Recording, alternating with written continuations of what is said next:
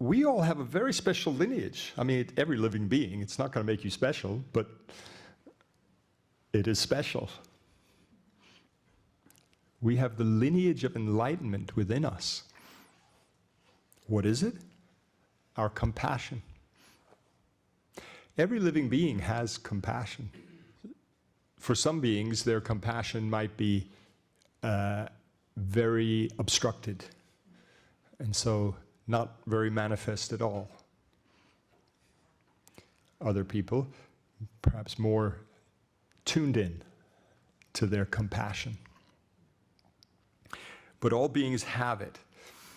So this is, I think, just something just to reflect on and maybe kind of ask yourself, why is compassion our Buddha nature? You know, from one point of view, any quality that we have at the moment that will still be there when we attain enlightenment is part of our Buddha nature. So, for example, inner peace. Your present peace is your potential for enlightened peace.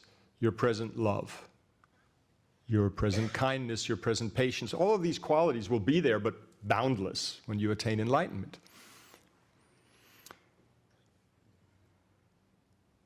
Your present anger won't be there because not part of your Buddha nature.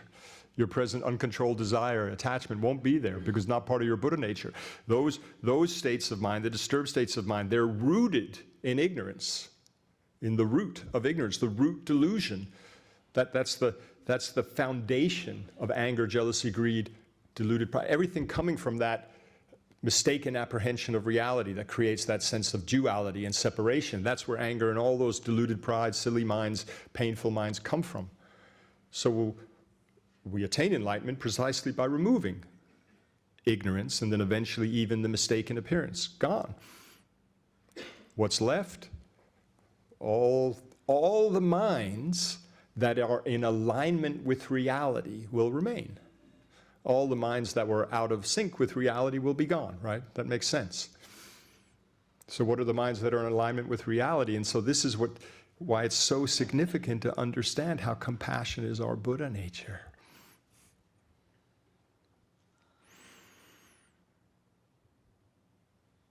It's not that we have a nature and compassion, and then we also have some compassion. No, compassion is our nature. Why? So, as we often talk about, I'm sure it's often addressed throughout Kadampa centers, you know, Geshe gives us that analogy that we are like one cell in the body of all living beings. I think it's just such a significant analogy. One cell. Because for that one cell to thrive, because it's part of this network of cells, it is completely dependent for its well-being upon all the other cells. The cell cannot go it alone. The cell cannot announce, I am the most important cell.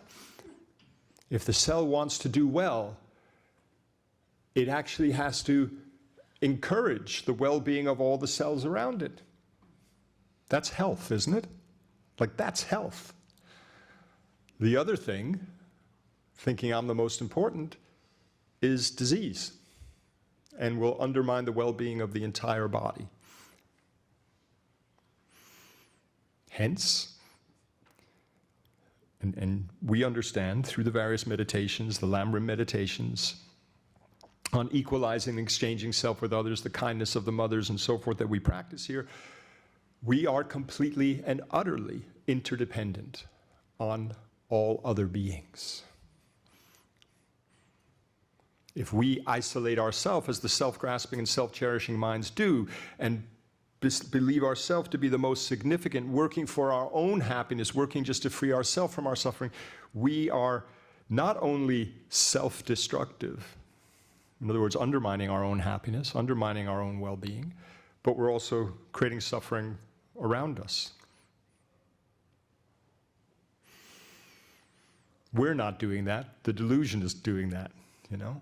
The misapprehension of reality. And that's why our main aim is to get rid of that.